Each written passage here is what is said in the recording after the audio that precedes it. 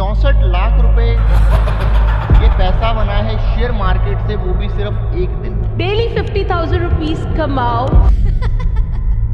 in just 5 minutes with a secret into our strategy. Ramesh 19 साल का एक कॉलेज स्टूडेंट अपने हॉस्टल के बेड पे लेटे लेटे रील्स देख रहा है। आज वो फील करता है कि उसके मम्मी पापा, उसके फ्रेंड्स सब गलत रेस में भाग रहे हैं, थोड़े पैसों के लिए दिन रात मेहनत कर रहे हैं, पर असल में वो इस बात से अनजान है कि पैसा कमाना कोई बड़ी बात नहीं है। अगले दिन वो सुबह यूट्यूब ओपन करता है और सर्च करता है ऑप्शन ट्रेडिंग। देखते ही देखते उसके सामने वीडियोस की बारिश हो जाती है। ऑप्शन ट्रेडिंग से मैंने इतने पैसे कमाए, ऑप्शन ट्रेडिंग ने मेरी लाइफ बदल दी, इंट्राडे ट्रेडिंग से प्रॉफिट ऐसे बनाए, इंट्राडे ट्रेडिंग से रातों रात अमीर कैसे बने। वो इन वीडियोस को देखता गया और धीरे धीरे वो कन्विंस हो गया कि अगर उसे लाइफ में कुछ बड़ा करना है, अगर उसे अपने फैमिली को इस गरीबी से बाहर निकालकर एक लग्जरियस लाइफ देनी है, तो उसका एक ही रास्ता है, ट्रेडिंग। उसने डिसाइड किया कि मैं भी ट्राई करता हूँ। स्टार्टिंग में उसने 2000 रुपए लगाए एंड गेस व्हाट, कुछ ही वक्त में 600 रुपए का प्रॉफिट बना लिया। फिर उसने 5000 लगाए और इस बार उसने 1200 रुपए की प्रॉफिट बनाई। 3-4 बार इसी तरह प्रॉफिट्स बनाता गया और अब उसके कॉन्फिडेंस की लेवल बहुत हाई हो चुकी थी। वो पूरी तरह कन्विंस हो चुका था कि अमीर बनने का असल गेम तो ये है। वो अपने कॉलेज फ्रेंड्स को देखकर उन पर अफसोस करता कि बेचारों को पता ही नहीं है कि ये जो मेहनत कर रहे हैं इससे उन्हें कुछ पैसे मिल जाएंगे, पर असल गेम तो वो खेल रहा है। अगले दिन रमेश पूरी तरह मोटिवेटेड होता है। वो इस बात से कन्विंस हो चुका होता है कि अब वो ऑप्शन ट्रेडिंग को पूरी तरह समझ चुका है और वो डिसाइड करता है कि अब एक बड़ा मूव लेने का वक्त आ गया है। उसके पास जितने भी पैसे थे, पापा के भेजे हुए कॉलेज का फीस, हॉस्टल का फीस और जो भी एक्स्ट्रा मनी था, वो सब एक ट्रेड में लगा देता है। वो अपने दोस्तों को भी बोल चुका था कि भाई अब मेरी लाइफ पूरी तरह से बदलने वाली है, तुम लोग बस ये फालतू की मेहनत करते रहना। वो स्क्रीन को बड़े ही गौर से देख रहा होता है। कैंडल्स ब्लिंक कर रहे होते हैं, कभी रेड तो कभी ग्रीन, कभी ग्रीन तो कभी रेड, फिर ग्रीन फिर रेड, और फिर अचानक ग्राफ में एक सडन क्रैश आ जाता है। बस कुछ ही सेकंड्स में उसने वो सारे पैसे गवा दिए। उसका दिल बहुत तेज धड़क रहा होता है, हाथ कांप रहे होते हैं, माथे से पसीना गिर रहा होता है। उसके माइंड में बहुत सारे सवाल गूंज रहे होते हैं। कॉलेज के फीस का क्या होगा, हॉस्टल के रेंट का क्या होगा, पापा ने ये पैसे कितनी मेहनत से कमाए थे और मुझे सेंड किया था, मैं उनको क्या जवाब दूंगा। और ये कहानी सिर्फ एक रमेश की नहीं है, बल्कि उस जैसे 1 करोड़ से भी ज्यादा ट्रेडर्स की है जो ऑन एन एवरेज इस मार्केट में 2 लाख का लॉस कर रहे हैं। गवर्नमेंट के खुद के डेटा के मुताबिक 10 में से 9 retail traders futures and options जैसे डेरिवेटिव्स में लगातार पैसा हार रहे हैं। पर वहीं कुछ ऐसे इंस्टीट्यूशंस भी हैं जो इसी मार्केट में एक दिन में अप्रॉक्स 735 करोड़ का प्रॉफिट बना ले रहे हैं। तो सवाल ये है कि आखिर हर बार छोटे ट्रेडर्स को ही क्यों लॉस का सामना करना पड़ता है? क्या ये सिर्फ एक कोइंसिडेंस है या कोई अनसीन पावर है जो इस ग्राफ्स को पर्दे के पीछे कंट्रोल कर रहा है? क्या ये मार्केट वाकई में रमेश जैसे ट्रेडर्स के लिए बना है या फिर वो बस एक बड़े प्लेयर्स के सिस्टम का छोटा सा प्यादा है? आखिर इस पूरे मार्केट की शुरुआत कब और कैसे हुई और आखिर क्यों आज ये गैम्बलिंग का रूप लेता जा रहा है? तो आइए आज हम फ्यूचर्स एंड ऑप्शंस ट्रेडिंग के पूरी कहानी को डिटेल में समझते हैं। लोग रोज सुबह 9 बजे लाइव यूट्यूब पर आते हैं।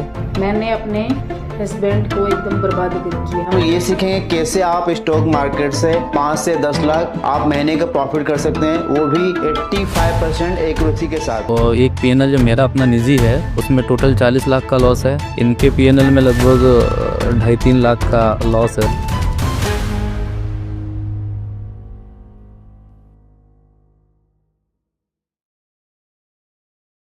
मैं ये पहली और आखिरी बार कर रहा हूँ। 2025 लगभग खत्म हो चुकी है और अब तक आपको पता चल चुका होगा कि कंटेंट क्रिएशन अब कोई ऑप्शन नहीं रह गया है, बल्कि ऑब्लिगेशन बन गया है। पॉलिटिशियंस कंटेंट क्रिएट कर रहे हैं, सेलिब्रिटीज कंटेंट क्रिएट कर रहे हैं, बिजनेस ओनर्स कंटेंट क्रिएट कर रहे हैं, स्टूडेंट्स कंटेंट क्रिएट कर रहे हैं, वर्किंग प्रोफेशनल कंटेंट क्रिएट कर रहे हैं। क्यों? क्योंकि आपके पास कितनी नॉलेज है, आपके पास कितना एक्सपीरियंस है, इन सबसे ज्यादा कोई चीज अगर मैटर करने वाला है तो वो ये है कि कितने लोग आपके उस स्किल के बारे में जानते हैं, आपके उस काम के बारे में जानते हैं जो आप करते हो। और ये चीज सिर्फ और सिर्फ पॉसिबल है कंटेंट क्रिएशन के थ्रू। तो बात बहुत ही सिंपल सी है कि अगर आप अपना इंपैक्ट, अपनी अर्निंग को 10x 20x करना चाहते हो तो उसका सिंपल रास्ता आपके सामने है, कंटेंट क्रिएशन। बट जिस तरह लाइफ में आपने बहुत सारी चीजों को सीखा है, फिर वो चाहे बोलना हो, चलना हो, जो भी आप वर्क कर रहे हो उस स्पेसिफिक फील्ड में वर्क कैसे करना है, इन सब चीजों को आपने सीखा है। ठीक इसी तरीके से कंटेंट क्रिएशन में भी बहुत कुछ आपको सीखना पड़ता है। और मैं पिछले 5 सालों से कंटेंट क्रिएट कर रहा हूँ और इस पूरे 5 इयर्स के कंटेंट क्रिएशन के एक्सपीरियंस को मैंने कंडेंस करके एक 9 आवर्स का कोर्स तैयार किया था, द यूट्यूब प्लेबुक, जो पिछले 10 महीनों से 4999 प्लस GST यानी ऑलमोस्ट 6000 पे सेल हो रहा है और सैकड़ों स्टूडेंट्स ने इसे ज्वाइन किया है। बट 30 दिसंबर तक मैं इस कोर्स पे end of the year cell launch कर रहा हूं, जिसके दौरान आप इस यूट्यूब प्लेबुक कोर्स को 50% डिस्काउंट पे इनरोल कर सकते हो। ये ना तो मैंने अब तक कभी किया है और ना ही फ्यूचर में इतना बड़ा डिस्काउंट इस कोर्स पर आने वाला है। और इन सब के बाद भी अगर आपको 2 मॉड्यूल्स देखने के बाद जेन्युइनली ऐसा लगता है कि आपका पैसा वेस्ट हो गया, तो मैं आपको 100% रिफंड देने के लिए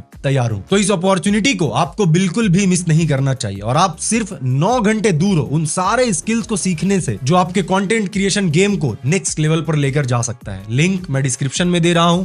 best of luck for your content creation journey in 2026।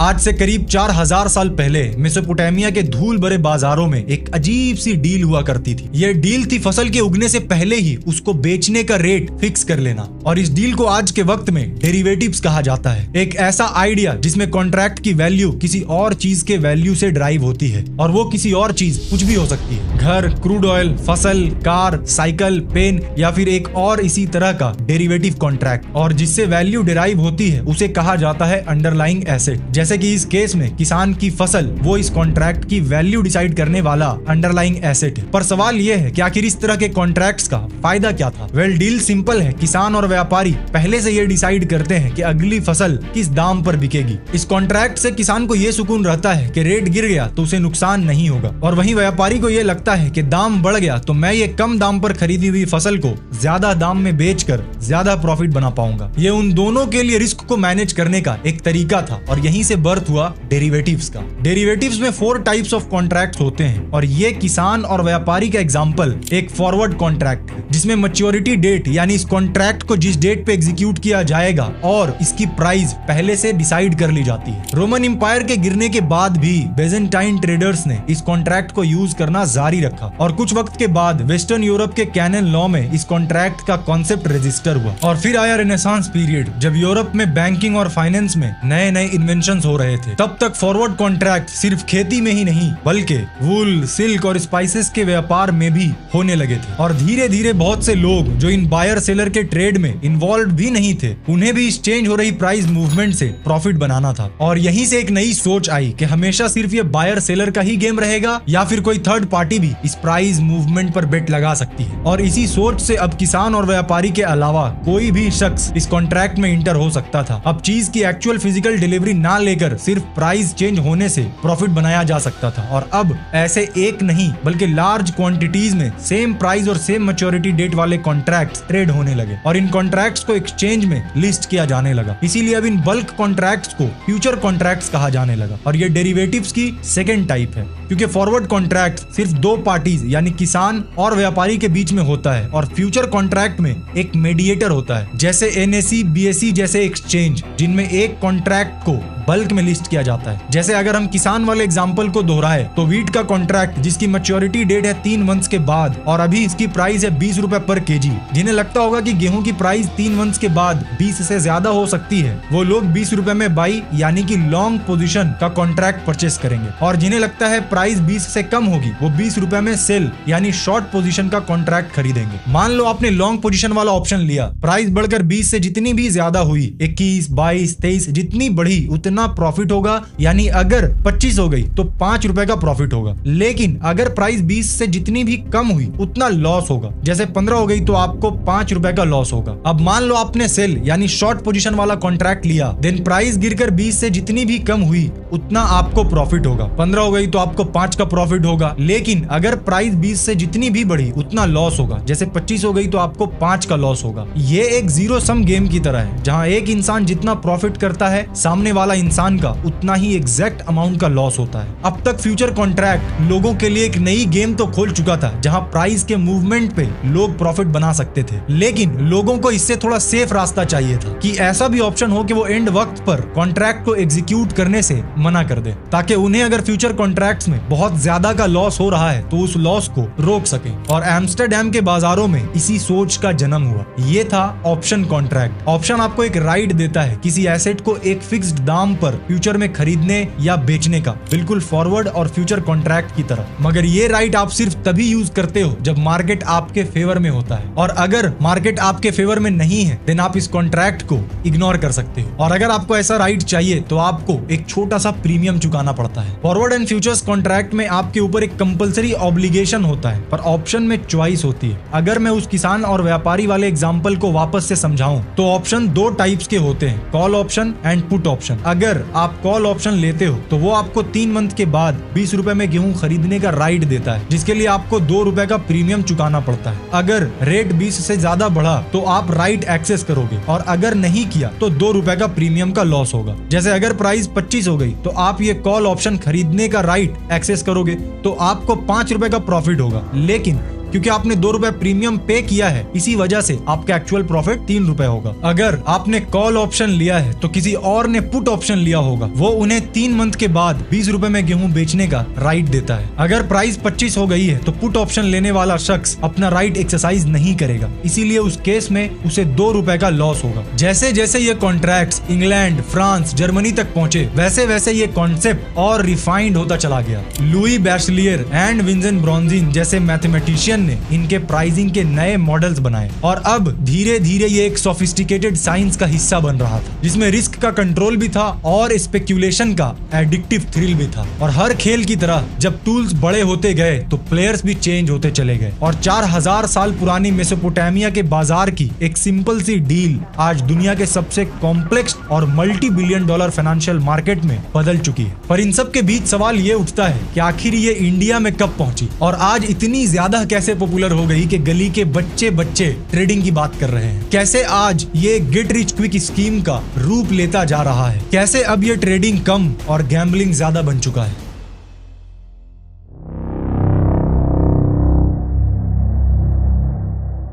India की इक्विटी मार्केट में डेली 1 लाख करोड़ का टर्नओवर होता है। काफी ह्यूज अमाउंट है, राइट? पर क्या आप गेस कर सकते हो कि फ्यूचर्स एंड ऑप्शंस ट्रेडिंग में डेली एवरेज कितना का टर्नओवर होता होगा? 10 लाख करोड़, 50 लाख करोड़, अच्छा छोड़ो 100 लाख करोड़? बिल्कुल नहीं। फ्यूचर्स एंड ऑप्शंस ट्रेडिंग में एवरेज डेली 330 लाख करोड़ का टर्नओवर होता है। क्या आप इमेजिन कर सकते हो? इक्विटी मार्केट से लगभग 300 गुना ज्यादा। और सिर्फ 2023 में इंडिया के नेशनल स्टॉक एक्सचेंज ने 84.8 बिलियन डेरिवेटिव्स कॉन्ट्रैक्ट एग्जीक्यूट किए हैं, जो इंडिया को दुनिया का सबसे बड़ा डेरिवेटिव्स एक्सचेंज बना देता है। इंडिया जैसे देश में जहां फाइनेंशियल लिटरेसी रेट सिर्फ 27% ही है, जो कि ग्लोबल एवरेज से बहुत कम है, वो आखिर दुनिया का सबसे बड़ा डेरिवेटिव्स मार्केट कैसे बन गया? और इस चीज को समझने के लिए हमें ये समझना होगा कि आखिर फ्यूचर्स एंड ऑप्शंस को बनाया क्यों गया था, और कैसे सिस्टम डिजाइंड इस तरीके से है कि रिटेल ट्रेडर्स का लॉस होना लगभग तय है। तो जैसा कि हमने ऑलरेडी जान रखा है कि डेरिवेटिव्स की जितनी भी टाइप्स है उसे हेजिंग के लिए बनाया गया था, मतलब के अपने रिस्क को कम करने के लिए। मान लो आपने XYZ कंपनी के शेयर्स बाय कर रखी है, जिसकी प्राइस है 2400 पर शेयर, और आपने 1000 शेयर्स बाय किया है, यानी 24 लाख की शेयर। अब आपको डर है कि कुछ दिनों में मार्केट आपके अगेंस्ट जा सकता है और शेयर्स की प्राइस घट सकती है। कारण कुछ भी हो सकता है, इलेक्शन, ग्लोबल वॉर या फिर कुछ भी कारण। ऐसे में आपको अपनी शेयर्स बेचनी भी नहीं है, लेकिन मार्केट के इस अनसर्टेनिटी से खुद को बचाना भी है, ताकि अगर इन इवेंट्स के कारण मार्केट में मैसिव ड्रॉप आता है तो आप कंगाल ना हो जाओ। ऐसे में आप बड़े ही शातिर तरीके से यूज करते हो फ्यूचर्स का। आप उस स्टॉक की फ्यूचर को सेल करते हो 2400 के रेट पर। मान लो 2 लॉट एंड पर लॉट 500 शेयर्स की है, यानी ऑलमोस्ट 1000 शेयर्स। अब फ्यूचर ट्रेडिंग में बेनिफिट ये मिलती है कि आपको पूरी अमाउंट अभी देने की जरूरत नहीं है, आपको बस मार्जिन पे करना होता है। फॉर एग्जाम्पल मान लेते हैं 15% मार्जिन, यानी 1000 स्टॉक्स के लिए 3,60,000 अभी आपको पे करना है। अब अगर आपका डर सही निकलता है और फ्यूचर में आपकी बाई की गई 2400 रुपीज वाली XYZ कंपनी की शेयर्स की प्राइस सडनली ड्रॉप होकर 1500 रुपीज हो जाती है, तो ऐसे में आपको स्टॉक मार्केट में लगभग 9 लाख का लॉस हो जाएगा। पर क्योंकि आपने फ्यूचर कॉन्ट्रैक्ट को 2400 पर सेल कर रखा था, तो प्राइस जितना भी कम हो जाए आप उसे 2400 में ही सेटल करते हो, जिससे कि आपको फ्यूचर कॉन्ट्रैक्ट में प्रॉफिट हो जाता है 9 लाख रुपीज का। और इस तरह आप अपने स्टॉक मार्केट में हुए लॉस को फ्यूचर ट्रेडिंग के प्रॉफिट के कारण रिकवर कर लेते हो और बहुत ही इंटेलिजेंट तरीके से खुद को कंगाल होने से बचा लेते हो। और अगर मार्केट आपके प्रेडिक्शन से अपोजिट चल जाता है, यानी सपोज स्टॉक की प्राइस बढ़कर 3000 हो जाती है, तो ऐसे में आपको फ्यूचर ट्रेडिंग में 6 लाख रुपीस का लॉस हो जाता है, क्योंकि आपने 2400 का फ्यूचर सेल किया था। लेकिन आपको स्टॉक मार्केट में प्रॉफिट होगा एंड अगेन ओवरऑल आपका रिस्क 0 हो जाएगा। ठीक इसी तरह ऑप्शन ट्रेडिंग भी रिस्क को मैनेज करने के लिए यूज किया जाता है, पर यहाँ पे एक और बेनिफिट आपको मिलता है कि अगर आप चाहो तो अपने कॉन्ट्रैक्ट को एग्जीक्यूट करने से मना भी कर सकते हो। तो सेम एग्जांपल से समझते हैं, XYZ कंपनी का शेयर 2400 के रेट में 1000 शेयर्स आपने बाय कर रखा है। आपको डर है कि किसी एक स्पेसिफिक इवेंट जो आने वाली है उसके कारण मार्केट सडनली ड्रॉप हो सकती है। अब आपको बहुत ज्यादा लॉस ना हो जाए, इसीलिए आप ऑप्शन ट्रेडिंग में सेम XYZ कंपनी का 2400 का पुट ऑप्शन बाय कर लेते हो, जिसका टोटल लॉट साइज 1000 शेयर्स के बराबर होता है, जिसके लिए आपको प्रीमियम पे करना पड़ता है सपोज ₹20 पर शेयर, यानी लगभग 2 लाख रुपीस। अब फ्यूचर में अगर शेयर की प्राइस सडनली ड्रॉप हो जाती है तो आप अपना पुट ऑप्शन एग्जीक्यूट करके स्टॉक मार्केट वाली लॉस ऑप्शन ट्रेडिंग से रिकवर कर लेते हो। पर अगर मार्केट उल्टा बिहेव करती है तो, यानी स्टॉक की प्राइस ड्रॉप होने के बजाय इंक्रीज हो जाती है, सपोज ₹2600। अब अगर आपने फ्यूचर कॉन्ट्रैक्ट सेल किया होता तो ना चाह कर भी आपको 2400 में सेटल करना पड़ता और आपको फ्यूचर ट्रेडिंग में लॉस हो जाता। पर यहाँ आपके पास ऑप्शन है कि आप सिंपली इस कॉन्ट्रैक्ट को एग्जीक्यूट ही ना करो, और ऐसे में आपका सिर्फ ₹20 पर शेयर का लॉस होगा जो आपने प्रीमियम पे किया था। बट आपने स्टॉक मार्केट में ऑलरेडी पर शेयर 200 का प्रॉफिट बनाया है, जिसको एडजस्ट करने पे पर शेयर आप रफली ₹180 का प्रॉफिट बना रहे हो। अब ये तो मैंने कुछ लाख रुपए का आपको एग्जांपल दिया, वो भी चीजों को बहुत ज्यादा सिंप्लीफाई करके, ताकि आपको इजीली समझ आ सके। बट बड़ी बड़ी इंस्टीट्यूशन 500 या 1000 करोड़ की शेयर्स बाय करके रखते हैं। ऐसे में मार्केट में छोटा ड्रॉप भी उनको बहुत बड़ा लॉस करवा सकता है। म्यूचुअल फंड कंपनीज जिनके पास करोड़ों लोगों का पैसा होता है, एक सडन ड्रॉप के कारण करोड़ों लोगों का इन्वेस्टमेंट लॉस में जा सकता है, पर उस लॉस को बचाने के लिए वो F&O मार्केट का यूज करते हैं। और यही F&O मार्केट रिटेल ट्रेडर्स को सबसे ज्यादा अपनी तरफ अट्रैक्ट करती है, क्योंकि यहाँ पर क्विक मनी दिखता है। पर ऐसा होता क्यों है, आइए समझते हैं। सपोज आपके पास ₹10,000 है और आपको इस मार्केट का यूज करके अपने पैसे को ग्रो करना है। अब ऐसे में आपके पास 2 मेथड्स है। पहला, आप किसी एक वेल रेप्यूटेड कंपनी के शेयर बाय कर लो जो कंसिस्टेंटली अच्छा परफॉर्म कर रही हो। अगेन XYZ कंपनी की एग्जांपल लेते हैं, उसकी पर शेयर की प्राइस 1000 है तो आप उसका 10 शेयर्स बाय कर लेते हो, और फ्यूचर में उसकी प्राइस बढ़कर 1100 हो जाती है तो आपको 10 शेयर्स पर 1000 का प्रॉफिट हो जाता है। बट इसमें वक्त लगता है, किसी भी स्टेबल कंपनी की शेयर ऐसे अचानक से बढ़ या घट नहीं जाती है। पर लोगों को चाहिए पैसा, और वो भी एकदम जल्दी जल्दी, अभी के अभी, वो भी बहुत ज्यादा। और यहीं पे ऑप्शंस ट्रेडिंग की एंट्री होती है, जो ऐसे माइंडसेट वाले लोगों को बहुत ज्यादा अट्रैक्ट करती है। पर क्यों, आइए समझते हैं। तो आपके पास 10,000 रुपए है, पर आपको स्टॉक मार्केट में 10 शेयर्स खरीद कर स्लोली अपने पैसे को ग्रो करने के बजाय तुरंत और बहुत ज्यादा प्रॉफिट चाहिए। तो ऑप्शन ट्रेडिंग में आपको ये पॉसिबिलिटी मिलती है, क्योंकि ऑप्शन ट्रेडिंग में आपको एक शेयर बाय करने के लिए 1000 रुपए की जरूरत नहीं है, बल्कि आप बस एक छोटा सा प्रीमियम देकर वो शेयर का पुट या कॉल ऑप्शन ले सकते हो। अब एग्जांपल के लिए हम प्रीमियम 20 रुपए मान लेते हैं, तो ऐसे में आपको एक शेयर 1000 का नहीं 20 रुपए का पड़ रहा है, और 10,000 रुपीज में आप 10 शेयर्स नहीं बल्कि 1 लॉट ऑप्शन बाय कर सकते हो, जिसमें सपोज 500 शेयर्स हैं, जिसके लिए आपको स्टॉक मार्केट में 5 लाख की जरूरत पड़ती। अब अगर शेयर की प्राइस में 50 रुपए का भी चेंज होता है तो आपको 25,000 रुपए का चेंज देखने को मिलेगा, जबकि स्टॉक मार्केट में आपको सिर्फ 500 रुपए का चेंज देखने को मिलता है, यानी 50 टाइम्स ज्यादा। और यही कम पैसे देकर रातों रात करोड़पति बनने की लालच ने इंडिया को आज दुनिया का नंबर 1 डेरिवेटिव मार्केट बना चुकी है। बच्चे लोग जिन्हें इस मार्केट की कुछ भी नॉलेज नहीं है, वो लोग भी आज ट्रेडिंग कर रहे हैं। कौन कौन से प्लेयर्स इन्वॉल्व है, मार्केट के किस सिचुएशन में वो प्रॉफिट बना सकते हैं, किस सिचुएशन में उनको लॉस होगा, ये सब कुछ भी नहीं मालूम है। बस एक लालच कि अगर इस बार मेरा तुक्का सही निकल गया तो मैं बहुत ज्यादा पैसे बना सकता हूँ। और इस लालच के कारण लगभग 93% रिटेल ट्रेडर्स अपना पैसा गवा देते हैं, जो कि सेबी के रिपोर्ट के अकॉर्डिंग ₹1.8 लाख करोड़ का लॉस है। लेकिन याद रहे, ये एक पूरा गेम जीरो सम गेम है, यानी जितना पैसा आप लॉस कर रहे हो कोई और है जो उतना ही पैसा प्रॉफिट कर रहा है। यानी ये जो ₹1.8 लाख करोड़ का लॉस हुआ है, वो लॉस किसी ना किसी ने 1.8 लाख करोड़ का प्रॉफिट भी बनाया होगा। पर ये प्रॉफिट बनाया किसने है? तो ये प्रॉफिट बनाने वाले होते हैं बड़े बड़े इंस्टीट्यूशंस जैसे जेन स्ट्रीट। आप तो लक के भरोसे अपनी हार्ड अर्न्ड मनी डाल देते हो, पर उन इंस्टीट्यूशन के पास इतना पैसा है कि पूरी मार्केट को मैनिपुलेट कर सकते हैं, और ऊपर से मिलियंस ऑफ डॉलर्स इन्वेस्ट कर रखा है उन्होंने ऐसे एल्गोरिदम के ऊपर कि जितनी देर में आप सोचोगे उतनी देर में वो एल्गोरिदम 1000 टाइम्स ट्रेड कर चुका होगा, और मार्केट में 70% ट्रेड्स एल्गोरिदम ही करती है। तो कुल मिलाकर कंक्लूजन ये है कि आप अपने मेहनत पसीने से कमाए गए पैसे को बड़े ही प्यार से उनके हाथों में ले जाकर रख देते हो। क्यों? क्योंकि आपको अमीर बनना है, जो कि अच्छी बात है, मुझे भी भी बनना है, पर आपको रातों रात बनना है, विदाउट एनी स्किल बनना है, बिना किसी नॉलेज के बनना है। अब सवाल ये उठता है कि आखिर सारे डेटा अवेलेबल होने के बाद भी, सब कुछ पता होने के बाद भी, कि मेरी इतनी मेहनत की कमाई गई मनी मैं किसी और के हाथों में दे रहा हूँ, क्यों ये मार्केट बड़ा होता ही जा रहा है। फाइनेंशियल ईयर 2019 में फ्यूचर एंड ऑप्शंस में 7 लाख इन्वेस्टर्स हुआ करते थे और आज ये नंबर बढ़कर लगभग 96 लाख हो चुका है, ऑलमोस्ट 13 गुना से भी ज्यादा, जिसमें 43% लोग 30 से भी कम एज के यंगस्टर्स हैं। पर आखिर ऐसा हो क्यों रहा है, और उससे भी बड़ा क्वेश्चन कि इन सब चीजों से आखिर बचा कैसे जाए।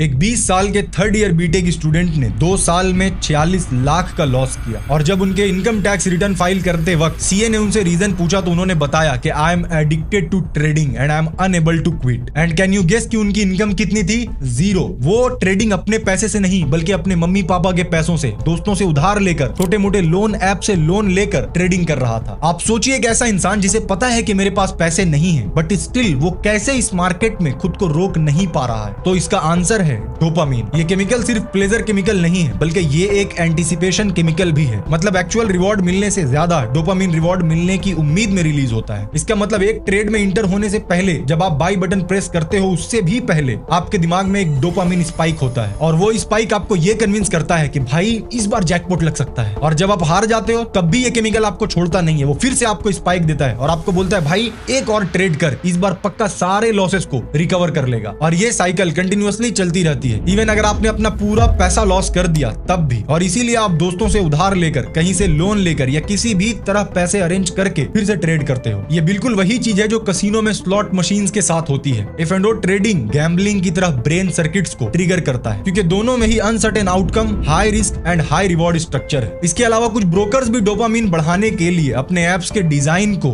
गेम की तरह रखते हैं। सोचने के लिए वक्त बहुत ही कम होता है, हर एक काम सिर्फ एक ही क्लिक पर हो जाता है, जिस वजह से इंस्टेंट जैकपॉट वाला थॉट आता है और आप इंस्टेंट डिसीजन ले लेते हो। अब आप सोच रहे होंगे कि आखिर इन सब का सोल्यूशन क्या है। तो अगर आपके फ्रेंड्स या रिलेटिव्स में कोई एफएनओ ट्रेडिंग में एडिक्टेड हो चुका है तो सबसे पहले तो आप उसे ये वीडियो भेजिए, और अगर आप खुद ही इस ट्रैप में फंस चुके हो तो अब मेरी बात को ध्यान से सुनिए। इस ट्रैप से बाहर निकलने का सबसे पहला और इंपॉर्टेंट स्टेप है अवेयरनेस। अपने ब्रेन की इस डोपामिन लूप को समझना, ये मार्केट किस तरह वर्क करता है इस बात को समझना, और ये एक्सेप्ट करना कि आप एक ट्रेडिंग के एडिक्टिव ट्रैप में फंस चुके हो और ये आपसे आपका सब कुछ छीन सकता है। दूसरा स्टेप है स्ट्रिक्ट रिस्क मैनेजमेंट। अगर सीखने के लिए कर भी रहे हो तो मेक श्योर आप उतना ही पैसा इसमें लगाओ जितना पैसा लॉस होने के बाद आपको या आपसे जुड़े लोगों को कोई भी फाइनेंशियल दिक्कत का सामना ना करना पड़े। और तीसरा और सबसे आखिरी स्टेप है फाइनेंशियल लिटरेसी। अंधेरे में तीर चलाओगे तो कहीं भी जाकर लग सकती है, शायद वो सही जगह भी लगे, बट 9 आउट ऑफ 10 टाइम्स वो गलत जगह ही लगेगी। ये पूरा मार्केट एक साइंस है जिसमें मल्टीपल फैक्टर्स इन्वॉल्व है, अनगिनत डेटा इन्वॉल्व है, और जब तक एक चीज की नॉलेज आपको डेप्थ में नहीं है तो आप इसे ट्रेडिंग या इन्वेस्टमेंट का नाम मत दो, आप सिंपली